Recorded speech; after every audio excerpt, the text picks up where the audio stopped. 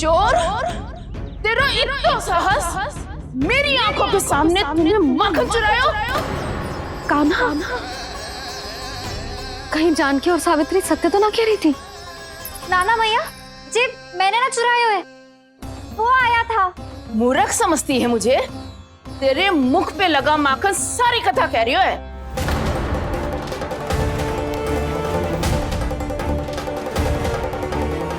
आपको धोखा हो रहा है मैया, मेरे मुख पर माखन अवश्य लगो है, पर जे मैंने ना खायो, वो आया था। बस कर, सब पतो है मुझे। सुबह से ही दृष्टि थी तेरी इस माखन पे। मैं सत्य कह रही हूँ मैया, मेरा विश्वास कीजिए, वो आया था और उसी ने माखन खायो है। वो आया था, वो आया था। अरे कौन आया था? कान्हा, कान्हा, कान्हा।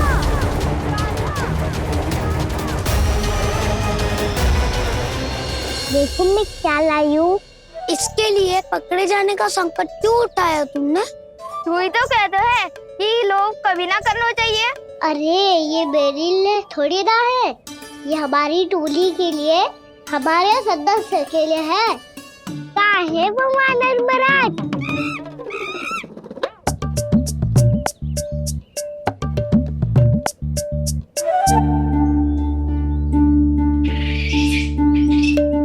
धन्यवाद वानर महाराज, अवश्य घर छोड़ के आए होंगे इसे। अब आप ये दो और ये लो।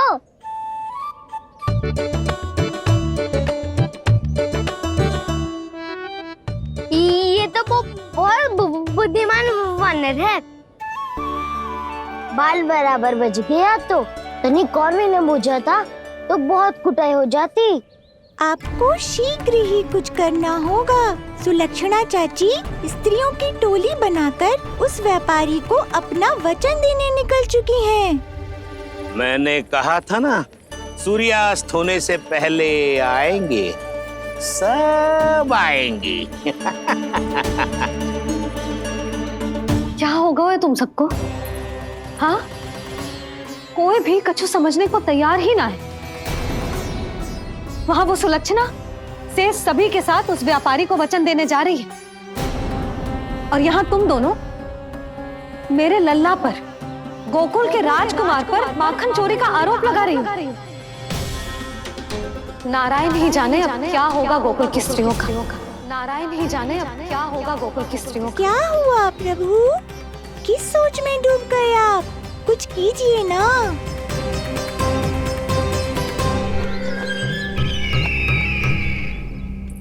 मुझे अच्छी तरह स्मरण है भैया, आपको मेरे हाथ की बनी खीर बहुत प्रिय लगती थी। आशा है कि आपको इसका स्वाद अभी भी स्मरण होगा। लो भैया, जी भर के खाओ। ऐसी मिठास तो ना गुड़ ने सीखी है ना मधु को पता है। अद्भुत, अद्भुत देवकी, अद्भुत। तेरी इस खीर के लिए तो पूरे विश्व से युद्ध कर सकता है कंस। वहां क्यों खड़ी है? खिला बहन।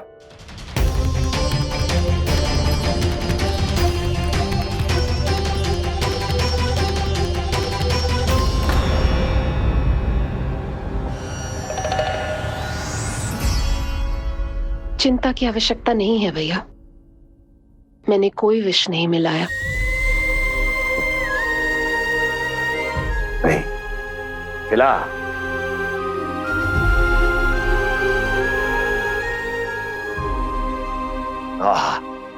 उत्तम, अति उत्तम। वैसे इतना प्रेम अपने इस दुष्ट भाई पर कैसे? क्या हुआ देवकी? कहीं तू भयभीत तो नहीं हो गई कंस से? या इस असहाय चूहे की दशा देखकर तुझे ये आभास तो नहीं हो गया कि अब कंस से बचना असंभव है? उस विष्णु अवतार का भी और उसके भक्तों का भी। जो असंभव को संभव और संभव को असंभव बना दे, वही तो है नारायण की लीला भैया। अरे देवकी, तेरा नारायण केवल कुछ असुरों की हत्या कर सकता है। उस असुर का क्या बिगाड़ेगा जो विकार बनकर उसी के भक्तों को भीतर से जकड़ ले। जो भक्त श्री नारायण की भक्ति में जकड़े हुए हैं, उन्हें नारायण इतनी सरलता से किसी विकार में नहीं पड़ने देंगे और ना ही उन्हें निराश होने देंगे।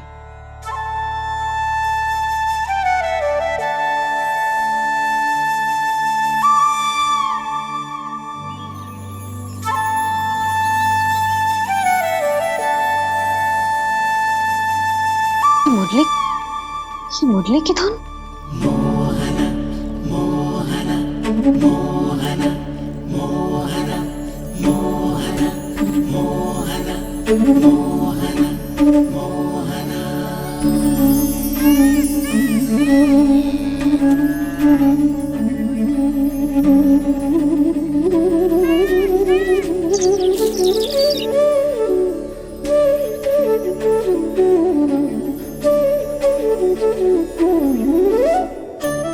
सुमति, सुना तुमने?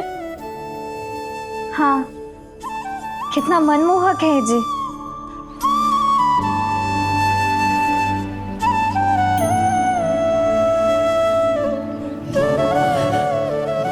कान्हा,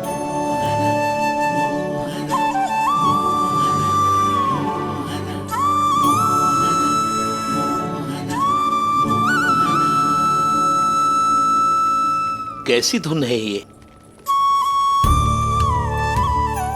कहाँ जा रहे हैं ये सब?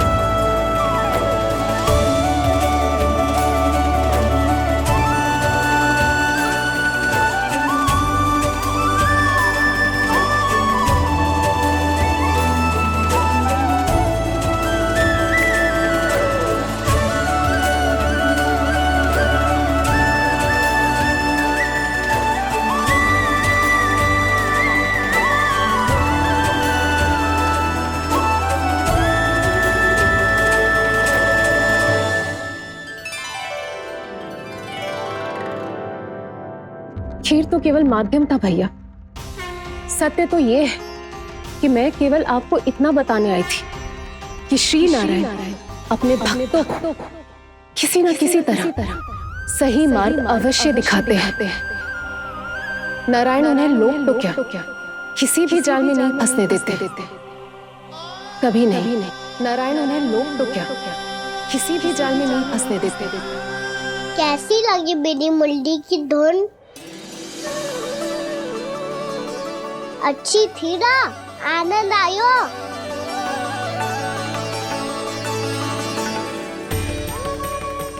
सच्ची में कान्हा, बहुत आनंद आयो। मुरली बजाना कहाँ से सीखा तूने? सच्ची तन मन पूरी तरह प्रफुल्लित हो गो है चाची। जैसे सब कुछ मिल गया। तो फिर किस वस्तु के पीछे भाग रहे हो आप सब? सब तो है आपके पास।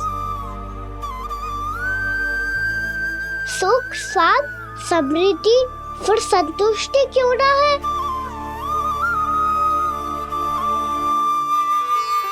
मेरा नन्हा सा कान्हा इतनी समझदारी की बात कर रहे हैं। अब जिस धन को पाने के लिए इतने आतुर वो आज मिलेगा तो सही, पर कल व्यय भी तो हो जाएगा।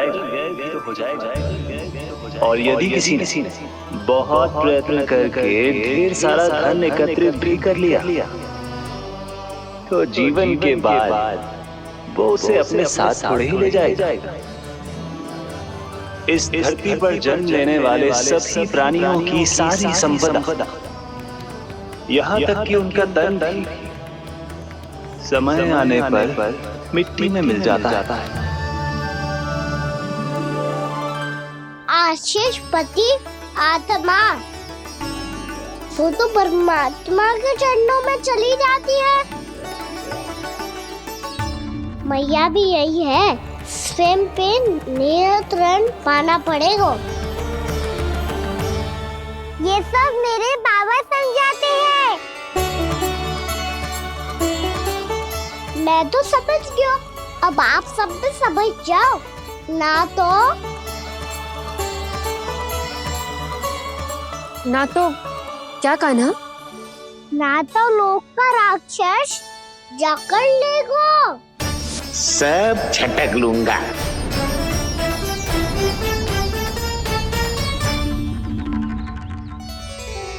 मैंने सही कहा ना बाबा?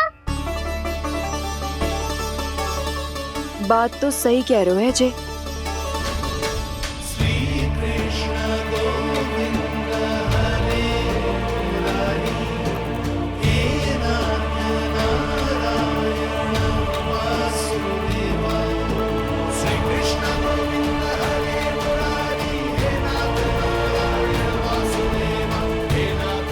बस अब ये उस मार्ग पर चले जो प्रभु ने इन्हें दिखाया है, संतुष्टि का मार्ग।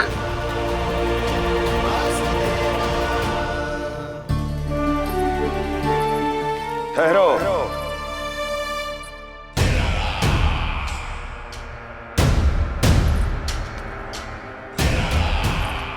तो तेरे कहने का अर्थ यह है कि तेरा नारायण अपने भक्तों को मार्ग दिखाएगा और वो गोकुलवासी मेरे षड्यंत्र से बच जाएंगे।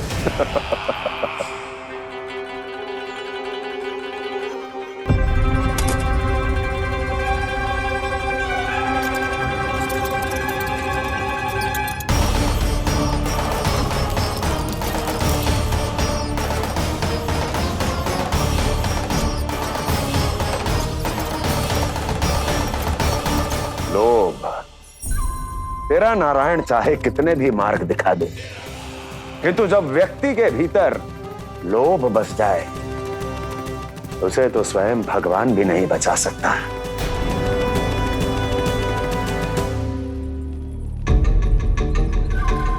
व्यापारी जी सब वापस लौट कर आ रहे हैं।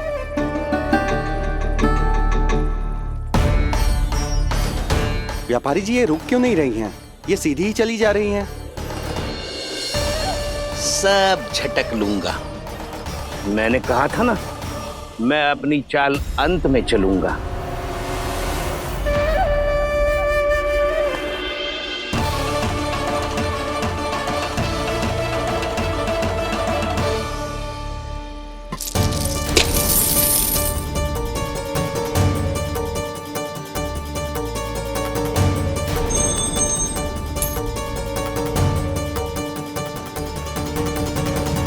ये सिक्कों से भरे मटके यहाँ क्या कर रहे हैं?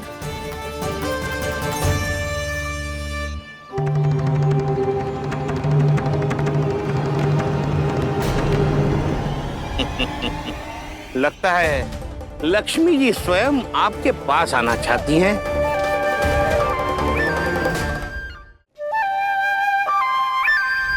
सब तो है आपके पास, सुख, स्वाद, समृद्धि, फिर संतुष्टि क्यों ना है?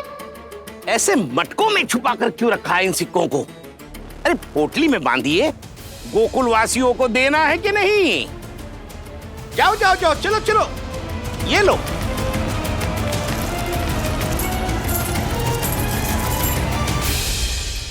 अवसर का लाभ उठाने को लोभ ना कहते, पर अवसर यदि हाथ आए और हम उसे गवा दे, इसे मूर्खता अवश्य कहते हैं। गोकुलवासी आपके साथ व्यापार नहीं करेंगे।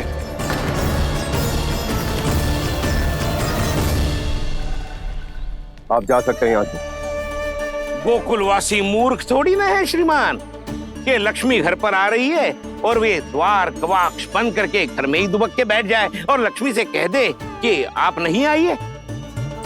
ये अच्छी तरह जानते हैं श्रीमान कि धन इनका जीवन बदल सकता है।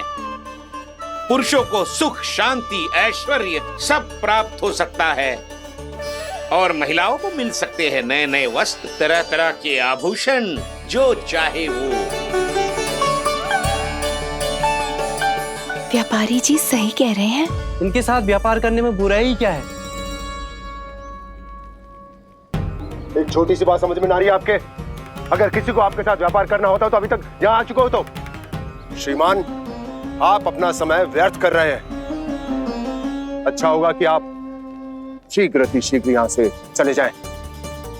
हाँ हाँ, मैं जा रहा हूँ श्रीमान, लेकिन ये सब लोग जानते हैं कि जीवन का सुख धन से होता है और मैं वही बांटने यहाँ आया हूँ। मुझे क्या पता था कि यहाँ के समृद्ध राज दरबार के लोग आम गोकुलवासी को समृद्ध होने देना ही नहीं चाहते। देखिए सेवकों, सारे सिक्के समेट लो, चलो। यहाँ किसी को लक्ष्मी जी का आशीर्वाद चाहिए ही नहीं। उठाओ।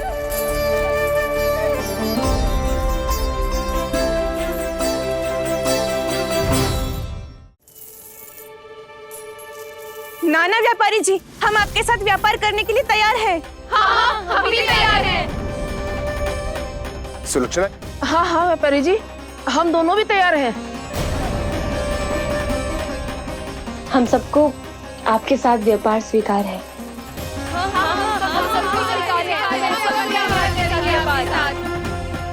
देखिए, ऐसा मत कीजिए। आप इस दूध की बातों में मत आइए, इसका जाल है। जाल ना, जो अवसर है। लाओ व्यापारी जी, अग्रिम धनराशि। इतनी आसानी से नहीं देवी जी। आप सब लोग अपना निर्णय बार बार बदल रहे हो। मेरी सिक्कों की पोटली लेने के बाद अगर आपने अपना निर्णय बदल लिया तो? ना ना, हमारा निर्णय अब अटल है व्यापारी जी, अब ना बदलेगो जे। मैं कैसे मान लूं? कहीं जी हमारे साथ व्यापार करने से मना ना कर दे। कछु भी करके इन्हें विश्वास दिलाना पड़ेगा। हमने एक बार कह दिया तो अब हम पीछे ना हटेंगे व्यापारी जी। आप जो बोलेंगे हम वो करने को तैयार है। तो फिर लीजिए अपने आराध्य श्री नारायण के नाम की शपथ। आज से जितना भी दूध, दही, घी, माखन आपके यहाँ उत्पन्न होगा वो आप सिर्फ मुझे और केवल मुझे ही देंगे। नहीं सुलक्षणा, मैं श्री नारायण को साक्षी मानकर जब प्रण लेती हूँ कि आज से जितना भी दूध, दही, माखन मैं बनाऊंगी वो केवल आपको ही दूंगी।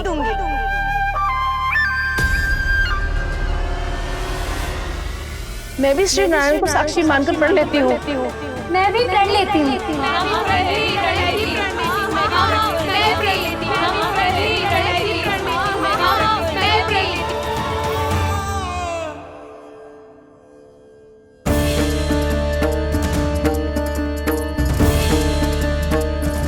गाँव वालों को समझाने के चक्कर में बहुत बड़ी भूल कर दी मैंने।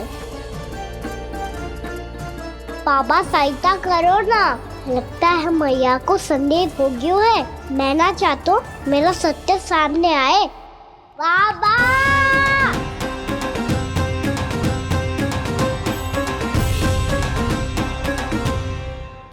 यशोदा, क्या होगा? क्या होगा? देखो ना आपने कैसी मधुर मुरली बजाई है हमारे कान्हा ने। अच्छा, कितनी बड़ी बड़ी बातें कर रहा है। ये कोई सामान्य बात है? बाबा संभालो। सामान्य बात ही तो है यशोदा। जैसे बड़े बड़े ऋषि महात्मा के जैसे ज्ञान की बातें करना जे सामान्य लग रहा है आपको? अब बालक जो देख तो सुन तो है वही तो करता है। अब हमें कितनी बार बातें करते सुनो है, हमने कितनी बार इसको शिक्षा दी है। और अब तो यशोदा जे बाहर भी जाने लगो है, कितने नए नए व्यक्तियों से मिल तो होगो, नई नई बातें सीख तो होगो, है कि ना? सही कही थी जी आपने, बालकों का विकास घर पे बैठने से ना हो सकता। जी देखो, आज घर से बाहर निकलते ही कैसा सयाना हो गया मेरा लल्ला।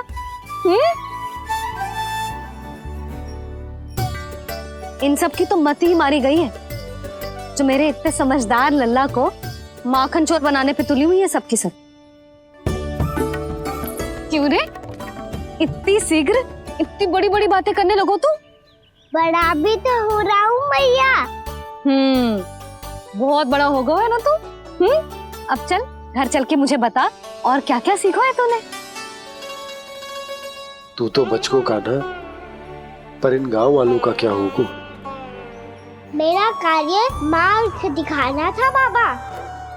अब वो कौन सा मार्ग चुनेंगे ये तो उन्हीं पर निर्भर है।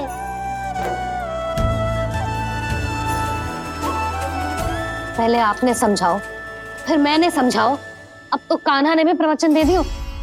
आशा है अब उनके समझ में आ जाएगी। किसी को कछु समझ में ना आए बहू। उस दूर के सिक्कों की खनक ने सबको अंधा और बहरा बना दिया। सबने श्री नारायण के नाम का प्रण लेकर उसे वचन देती हो। अब से अपना सारा दूध, दही, माखन सब कुछ केवल और केवल उस व्यापारी को ही देंगे। जिन्हें मैया भी नहीं समझा पाई, उन्हें तो नारायण भी नहीं समझा सकते हैं।